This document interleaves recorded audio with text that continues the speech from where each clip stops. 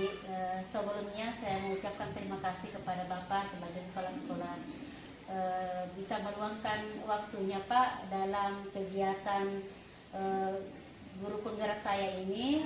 Kebetulan pada kegiatan modul 3.1 yaitu pengambilan keputusan berbasis nilai-nilai kebajikan sebagai pemimpin, kami diminta untuk mewawancarai Bapak selaku pemangku jabatan atau kepala sekolah di sekolah ini. Jadi dalam kegiatan ini ada beberapa pertanyaan yang ingin saya sampaikan kepada Bapak. Bisa Pak ya? Bisa. Baiklah, ya, terima kasih Pak. Baiklah Pak, jadi pertanyaan saya itu yang pertama, selama ini bagaimana Bapak dapat mengidentifikasi kasus-kasus yang merupakan dilema etika atau bujukan moral? Sebelum saya mengidentifikasi itu kasus-kasus, saya lihat dulu apakah ini masuk ke dalam dilema etika atau bujukan moral, dengan memperhatikan pertentangan nilai yang terjadi misalnya dan dampaknya pada peserta didik. Dan saya banyak juga berkonsultasi dengan tim guru dengan acuan saya memperhatikan kode etik yang ada di sekolah, di satuan pendidikan kami. Setelah itu saya juga melakukan namanya memastikan bahwa kebijakan itu selaras dengan prinsip-prinsip etika yang ada di sekolah kami. Iya. Jadi seperti tadi yang Bapak gambarkan itu, gimana saya dapat simpulkan dalam pengambilan keputusannya tadi Bapak mengidentifikasi pertama dari kasusnya Pak ya, kemudian ada kolaborasi dari rekan guru, kemudian Bapak juga tadi saya dengar adanya nilai-nilai kebajikan. Oke, baiklah Pak. Pertanyaan selanjutnya ini Pak, selama ini bagaimana Bapak menjalankan pengambilan keputusan di sekolah, terutama untuk kasus-kasus di mana ada dua kepentingan yang sama-sama benar atau sama-sama mengandung nilai kebajikan Pak? Oh iya, bahwa dalam kasus di mana ada dua kepentingan yang sama-sama benar atau mengandung nilai kebajikan, saya cenderung untuk mengutamakan dulu konsultasi dengan tim guru dan staf yang ada di sekolah. Yang saya percaya bahwa dengan melakukan kolaborasi adalah kunci untuk mengambil suatu keputusan yang bijaksana, yang bijak. Ya, dan diskusi dengan tim-tim, misalnya dengan mempertimbangkan nilai-nilai etika yang ada di sekolah, yang prinsip-prinsip yang ditetapkan. Saya kira begitu Bu, yang saya jalankan untuk mengambil keputusan yang sama-sama memiliki kepentingan yang benar dan sama-sama mengandung nilai kebajikan. Oh iya Pak. Jadi yang dapat saya tangkap itu berkonsultasi dengan tim guru dan disesuaikan, diselaraskan dengan nilai-nilai etika dengan prinsip-prinsip. Baiklah Pak. Baiklah Pak, untuk pertanyaan selanjutnya ini Pak ya. Langkah-langkah atau prosedur seperti apa yang biasanya Anda lakukan selama ini, langkah-langkahnya? Yang pertama saya lakukan adalah mengumpulkan dulu semua informasi. Mengumpulkan semua informasi tentang kasus tersebut. Selanjutnya saya lalu mengidentifikasi nilai-nilai etika yang terlibat di dalamnya. Dengan mempertimbangkan dampak yang akan terjadi, apakah ini berdampak pada peserta didik atau sekolah, dalam lingkup yang besar begitu kalau dalam sekolah. Dan saya juga banyak melibatkan pemangku kepentingan, banyak berkonsultasi dengan mengadakan rapat dengan dewan guru atau staf. Kalau bisa, kalau kasusnya ini agak mengarah ke untuk orang tua siswa, saya melibatkan orang tua siswa. Baiklah Pak, jadi setelah mendengar tadi langkah-langkah atau prosedur yang Bapak ambil, yaitu pertama tadi adalah mengumpulkan informasi, kemudian mengidentifikasi setiap kasus yang Bapak hadapi di sekolah, kemudian dengan mempertimbangkan nilai-nilai TK, kemudian dampaknya kira-kira apakah berdampak kepada peserta didik atau berdampak kepada sekolah Pak ya. Kemudian terutama juga adanya rapat ya Pak ya, rapat kepada dewan guru. Baiklah Pak, untuk pertanyaan selanjutnya ini, hal-hal apa saja yang selama ini Bapak sudah anggap efektif dalam pengambilan keputusan pada kasus dilema etika? Menurut saya bahwa efektivitas dalam pengambilan keputusan itu dalam dilema etika di sekolah tergantung pada komunikasi. Oh iya Pak. Ya, dan tergantung dan kolaborasi yang kuat antara tim guru dan staf di sekolah. Nah, kita akan menemukan pendekatan yang melibatkan banyak pemain seperti orang tua siswa, komite. Jika perlu, murid juga dilibatkan kalau ini masalah dilema etika yang terjadi pada murid dengan murid. Ya, tergantung setiap kasus Pak. Iya, setiap kasusnya. Apakah ini murid dengan guru, itu saja terjadi. Iya, Pak. Guru dengan guru. Ya. Baiklah Pak, jadi setelah mendengarkan penjelasannya Bapak menyangkut tentang bagaimana selama ini menganggap bahwa bagaimana keefektifan dalam pengambilan keputusan, yang terutama tadi adalah adanya komunikasi dengan kolaborasi baik pada peserta didik, baik kepada orang tua siswa, atau kita Bapak libatkan juga komite. Baiklah Pak, untuk pertanyaan selanjutnya ini Pak, hal-hal apa saja yang selama ini merupakan tantangan nih Pak, tantangan ya dalam pengambilan keputusan pada kasus dilema etika Pak, ini yang mungkin agak-agak memang ini tantangannya Pak ini tantangan utama yang biasa saya alami sebagai kepala sekolah. Kita dihadapkan pada berbagai kepentingan, terutama kalau masalah kebijakan dari pemerintah. Masalah kebijakan masalah kebijakan ini. Contohnya misalnya ada pelatihan, sementara guru itu pada saat hari itu dia mengajar. Disitulah terjadi terbentuk kepentingan di situ. Apakah dia ikut pelatihan atau dia melaksanakan tugasnya di sekolah? Saya lihat dulu bagaimana ini dampak positif dan negatifnya. Ya, jangka panjangnya dan jangka pendek. Kalau jangka panjang kalau guru itu lebih memilih ke pelatihan karena jangka panjangnya. Kalau jangka pendeknya, tentu akan merugikan siswa karena jamnya kosong. Makanya disitulah sebagai seorang pemimpin harus betul-betul mencari solusi. Apakah dia digantikan ketika jamnya kosong atau bagaimana? Begitu solusinya. Kita tantangan. Berdasarkan tadi contoh studi kasus yang Bapak tadi sampaikan, kalau misalnya ada kasus dilema etika antara mementingkan peraturan kebijakan dari pemerintah, sedangkan ini dihadapkan juga dengan misalnya proses pembelajaran mungkin akan terganggu. Jadi di sinilah mungkin Bapak mampu bagaimana cara tergantung dari contohnya dilemanya begitu. Apakah dilemanya ini sesuai dengan peraturan ataukah apakah ini orang tua juga ada dilemanya di situ, tergantung dari tantangannya. Apakah tantangannya dari kebijakan pemerintah atau dari orang tua? Tergantung tantangannya, Bu. Baiklah Pak. Selanjutnya nih Pak, apakah Bapak memiliki sebuah tata kelola atau jadwal tertentu dalam sebuah penyelesaian kasus dilema etika? Apakah Bapak langsung menyelesaikan di tempat ataukah memiliki sebuah jadwal untuk menyelesaikannya, atau bentuk atau prosedur seperti apa yang Bapak lakukan selama ini? Kalau saya mau menyelesaikan misalnya dilema etika, saya lihat dulu kasusnya gimana. Apakah kasus ini akan diselesaikan dengan secepat mungkin, atau kita perlu berkoordinasi dan melakukan misalnya rapat atau pertemuan dengan beberapa pemangku sekolah kepentingan, misalnya guru, orang tua, pengawas juga bisa dilibatkan kalau ini menyangkut masalah yang lebih besar. Tapi kalau masalah yang kecil-kecil saja kita wasasek tidak bisa libatkan untuk bagaimana mencari solusi. Sebenarnya dalam menyelesaikan kasus itu saya cenderung tidak memiliki jadwal tertentu, jadwal tidak tertentu. Saya kira begitu, Bu.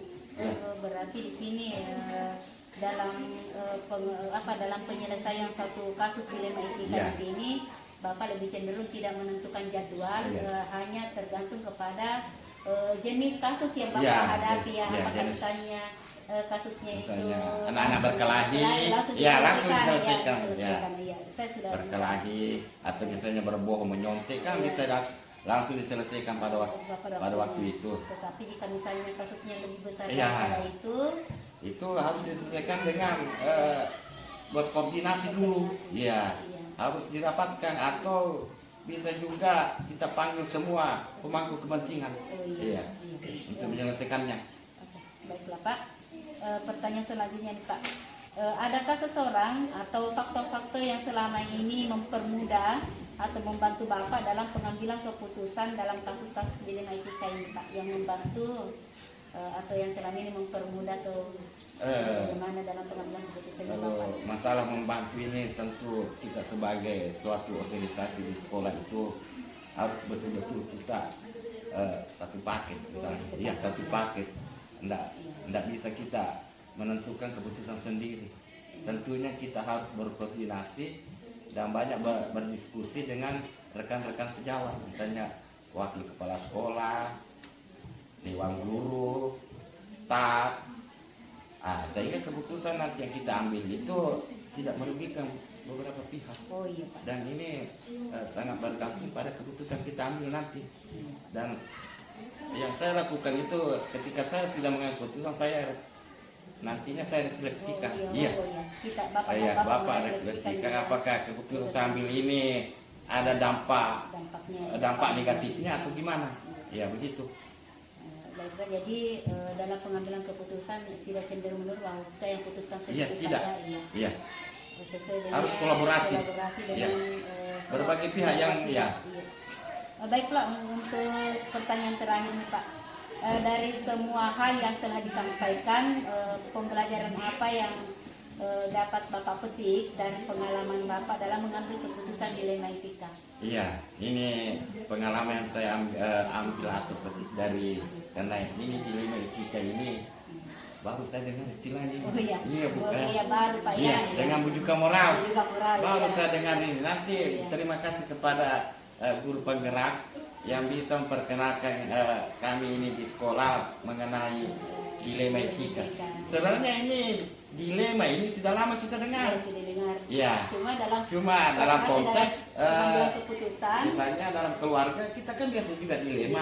Ya. Misalnya saya mau pergi pelatihan, misalnya jangkauannya 2 tahun, sedangkan istri saya juga melahirkan.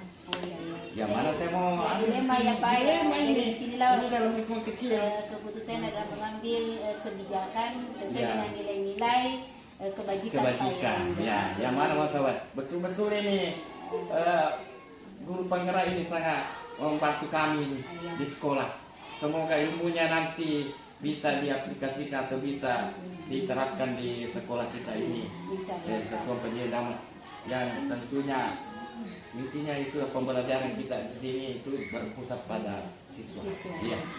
Insya Allah Pak, terima kasih atas waktu yang telah diberikan kepada saya untuk melakukan wawancara kepada Bapak menyangkut tentang pengambilan keputusan tadi yang berbasis nilai-nilai kebajikan sebagai Bapak, sebagai pemimpin Pak ya. Terima kasih ya. Lebih dan kurangnya mohon dimaafkan Pak. Saya akhiri, assalamualaikum warahmatullahi wabarakatuh. Semoga bisa diaplikasikan nanti di satuan pendidikan saya. Iya, terima kasih Pak ya. Terima kasih banyak juga atas kesediaan waktunya. Assalamualaikum Pak. Waalaikumsalam warahmatullahi wabarakatuh. Apa kabarnya Pak hari ini? Alhamdulillah baik. Ibu bagaimana? Alhamdulillah Pak, sehat, terima kasih. Sebelumnya saya ucapkan banyak terima kasih atas kesediaan waktunya Bapak untuk bertemu dengan saya. Sebelumnya kami ini mempunyai tugas pada program guru penggerak ini pada modul 3.1, yaitu pengambilan keputusan yang berbasis nilai-nilai kebajikan sebagai pemimpin Pak. Jadi dalam hal ini saya minta Bapak berbagi pengalaman atau seri menyangkut tentang bagaimana Bapak pengambilan keputusannya dalam wilayah sekolahnya Bapak. Baiklah Pak, ada beberapa pertanyaan yang mungkin saya ajukan kepada Bapak menyangkut tentang kebijakan Bapak dalam mengambil keputusan. Baiklah Pak, selama ini bagaimana Bapak mampu mengidentifikasi kasus-kasus yang merupakan dilema etika atau kejutan moral? Kalau selama ini, alhamdulillah, kan ilmunya sudah saya dapatkan di pendidikan guru masyarakat. Jadi sudah bisa saya bedakan mana yang dilema etika, mana yang bukan moral. Intinya kalau dia dihadapkan pada pengambilan keputusan antara benar dengan benar, berarti dia dilema etika. Tapi ketika dia menunjukkan moral, berarti antara benar dengan salah. Berarti ini Bapak sudah ini ya, sudah mempunyai pengalaman banyak menyangkut tentang identifikasi setiap kasus, baik ada dilema etika maupun dalam pendidikan moral. Baiklah Pak, jadi dalam dalam identifikasi kasus tersebut, kira-kira bagaimana Bapak menjalankan pengambilan keputusan di sekolahnya Bapak, terutama untuk kasus-kasus yang mana ada dua kepentingan yang sama-sama benar atau sama-sama mengandung nilai kebajikan, Pak? Berarti dia dilema etika, Bu, ya? Dilema etika, ya. Adanya kasus-kasus yang sama-sama benar. Pertama saya biasanya mengidentifikasi dulu nilai-nilai kebenaran apa yang bertentangan di dalam. Kemudian setelah itu saya coba cari juga siapa-siapa yang terlibat dalam kasus tersebut. Kemudian saya minta keterangan dari mereka yang terlibat dalam kasus itu. Cari data-datanya, fakta-faktanya. Kemudian kasus ini saya coba lagi identifikasi kembali kira-kira apakah betul tidak ada pelanggaran di dalamnya. Setelah itu, setelah saya melakukan pengujian ternyata antara benar dengan benar, saya coba mengkomunikasikan dengan berbagai pihak sebelum saya mengambil keputusan. Setelah saya memperoleh masukan dari berbagai pihak, barulah saya melakukan pengambilan keputusan. Jadi sesuai dengan apa yang tadi Bapak sampaikan, luar biasa Pak, artinya Bapak sudah merujuk kepada 9 pengambilan keputusan ya Pak ya. Jadi dimulai dari mengidentifikasi kasus yang ada, kemudian siapa yang terlibat, kemudian jenis pelanggarannya kira-kira bagaimana, terus mengkomunikasikan dengan berbagai pihak, kemudian Bapak mampu melakukan pengambilan keputusannya. Baik ya Pak. Selanjutnya Pak, ini masih langkah-langkah atau prosedur ya, langkah-langkah atau prosedur yang biasanya Bapak lakukan selama ini yang mungkin sama dengan tadi pertanyaan yang tadi Bapak sampaikan. Kira jawabannya tadi sama-sama.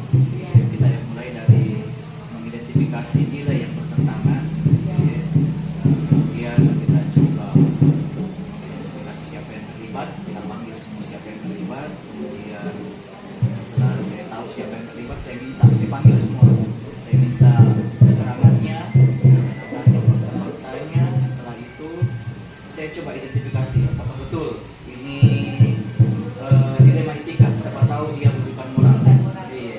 Setelah itu kalau memang dia dilema etika, saya coba meminta masukan dari berbagai pihak terkait kasus tersebut.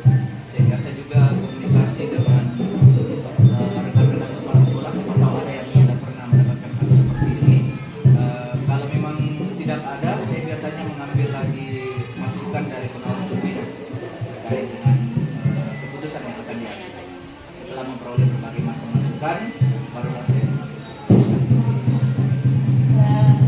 Terangkum sekali Pak ya, langkah-langkah atau strategi yang Bapak lakukan dalam pengambilan keputusan, identifikasi dengan melibatkan berbagai macam pihak dan yang dipakai untuk Pak ya. Iya betul. Kemudian pengawas bisa mengambil keputusan yang demikian lagi Pak ya.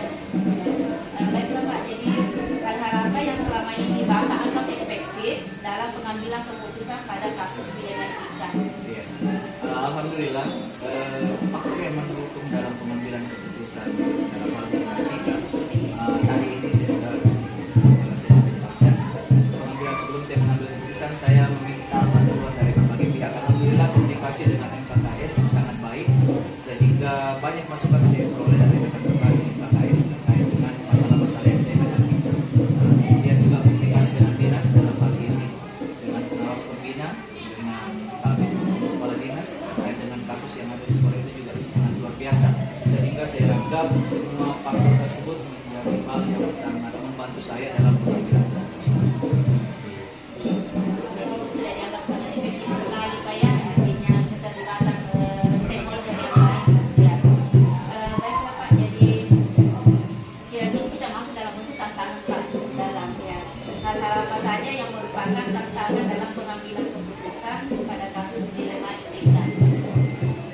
kalau yang saya rasakan mungkin yang paling berat ini, tantangan yang paling berat itu terkait dengan perasaan. Iya, betul. Iya. Karena kalau dilema etika, kalau kita dihadapkan pada dilema pasti ada yang dikorbankan nanti. Nah, ini yang saya takutkan, bagaimana menjaga perasaan yang dikorbankan ini supaya dia tidak kecewa. Jadi saya mencoba bagaimana mengkomunikasikannya supaya dia mau menerima keputusan tersebut. Iya. Dan tentunya pengambilan keputusan kita tetap berdasarkan mana yang impact baiknya lebih banyak. Iya. Jadi saya mencoba komunikasikan dengan yang dikorbankan supaya bisa menerima keputusan tersebut sehingga perasaannya lebih menerima keputusan. Iya. Itu tantangannya. Iya, tantangan Perasaannya. ya, Iya, karena ini perasaan. ya berhubungan dengan dilema ya, sangat berubah bagaimana kita mampu Iya. memutuskan. Jadi Bapak memutuskan untuk memberikan pendekatan Pak ya kepada rekan atau siapapun yang menjadi dalam kasus tersebut. Nanti kira-kira menjadi korban agar mau menerima keputusan. keputusan. Baik Bapak. Selanjutnya nih Pak, apakah Bapak memiliki sebuah tata kelola atau jadwal tertentu dalam menyelesaikan sebuah kasus di etika?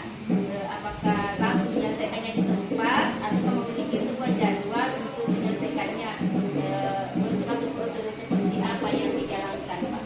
Kalau saya selama ini situasional saja, tidak ada jadwal. Iya. Ketika ada masalah yang terjadi di etika, saya berusaha menyelesaikannya dengan cepat. Iya, tidak ditunda-tunda lagi. Iya. Biasanya kalau dijadwalkan, siapa tahu nanti kasusnya semakin melebar ke sana. Iya. Langsung diselesaikan. Artinya tidak terjadi disituasionalkan, artinya sesuai dengan kasus yang dihadapi kalian. Baik Bapak, kira-kira adakah seseorang atau faktor-faktor yang selama ini mempermudah atau membantu Bapak dalam pengambilan keputusan dalam kasus-kasus dilema etika? Banyak yang bantu saya. Iya. Kalau yang di sekolah itu biasanya rekan-rekan guru tetap saya mintai pertimbangan mereka, memang dia masalah yang terkait di sekolah. Iya. Yang tadi juga rekan-rekan kepala sekolah dan juga orang-orang di dinas, dari pengawas, iya. Kemudian kabin dan juga kepala dinas. Jadi banyak yang membantu ya, artinya Bapak mampu berkolaborasi dengan baik dengan rekan sejawat, rekan-rekan guru, kemudian para rekan kepala sekolah, KKS di kepala sekolah, kemudian Bapak juga melibatkan pengawas dari kedinasan. Baiklah Pak, ini pertanyaan terakhir ini Pak. Dari semua hal yang telah Bapak sampaikan tadi, kira-kira ini Pak, pembelajaran apa yang Bapak dapat petik dari pengalaman Bapak dalam mengambil keputusan dilema etika? Pelajaran yang bisa saya ambil, mungkin jangan terburu-buru dalam mengambil keputusan. Iya. Kemudian pengambilan keputusan itu harus melibatkan berbagai pihak. Iya. Jangan kita mengambil keputusan karena keputusan berdasarkan ego kita sendiri. Jadi kita harus menerima masukan dari orang lain, baru kita mengambil keputusan. Iya. Tidak ada pertanyaan terkait dengan contoh pengambilan keputusan. Saya pernah di dalam soalnya tidak, tapi bisa Bapak berbagi bagaimana dalam pengambilan keputusan contoh kasus ya Pak ya. Betul. Ya. Ini mungkin bisa jadi pelajaran buat nanti. Ini ada satu contoh kasus yang pernah saya dapatkan dan betul-betul dilema pada saat pengambilan keputusannya. Ini ada siswa yang di kelas dia tidak bisa diam. Tidak bisa diam orangnya. Paling kalau duduk di kursi itu paling lama 5 menit. Setelah 5 menit pasti ke tempatnya temannya. Kalau tidak ke tempat temannya dia keluar kelas. Aktif Pak ya. Betul, aktif sekali. Kemudian kalau dia tidak suka caranya guru mengajar, pasti berbuat yang aneh-aneh, mengganggu temankah atau keluar dari kelas. Sampai akhirnya guru-guru yang ada di kelas itu kewalahan. Iya. Akhirnya melapor ke saya. Mereka meminta supaya anak ini ditindak, diberikan tindakan, apakah sanksi karena dia tidak mau tinggal di kelas, tidak mau diam, ataukah sanksi lain. Akhirnya saya mencoba memanggil orang tuanya, saya coba komunikasi kenapa anaknya seperti itu. Dan akhirnya setelah saya memperoleh keterangan, ternyata anak bisa dianggap siswa berkebutuhan khusus. Dia tidak bisa tinggal lama, tidak bisa fokus. Iya, fokus. Betul. Nah, saya komunikasikan ke guru-guru. Nah, guru-guru alhamdulillah pada awalnya menerima kondisi tersebut. Bagaimana kan sekolah kita kan harus sekolah inklusif, harus menerima yang kebutuhan. Akhirnya guru-guru terima, tapi ternyata anaknya semakin menjadi-jadi. Puncaknya itu pada saat ada guru mengajar, karena pintu ditutup, dia mau keluar lompat jendela. Akhirnya guru yang ada di dalam kelas, kesabarannya mungkin sudah habis. Dia menghadap ke saya, minta anak itu dikeluarkan, tidak bisa lagi dididik di sekolah ini, katanya tidak cocok dengan sistem pendidikan di sekolah. Akhirnya saya panggil lagi orang tuanya, saya ceritakan kasusnya. Orang tuanya minta, Pak jangan dikasih keluar, anakku ini kapan pindah sekolah, adaptasinya sulit sekali. Iya. Kemudian dia juga sudah komunikasikan sama orang tuanya ini, saya akan kasih pindah ke kamu, kalau pindah kan berarti pindah sekolah, tak mau lanjut lagi. Jadi saya apakah saya mengikuti kemauan orang tua ataukah saya mengikuti rekan-rekan guru. Nah, akhirnya saya mencoba identifikasi betul ini dilema etika ini. Iya.